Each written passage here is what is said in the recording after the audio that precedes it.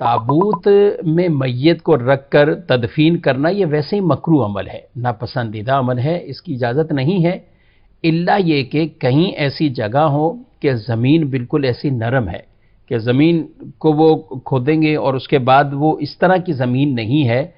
तो वहाँ इसकी गुंजाइश बयान की गई है। लेकिन उसमें भी ये फरमाया गया कि उसके इर्द गिर्द वो मट्टी की बाकायदा लिपाई कर दी जाए, यानी अंदर की तरफ जो ताबूत जो भी है लकड़ी का है तो उसमें मट्टी की लिपाई कर दी जाए। और वैसे भी कब्र के अंदर जब हम ब्लॉक्स या ईंटें आप लगाते हैं तो इसमें भी जो मैयत के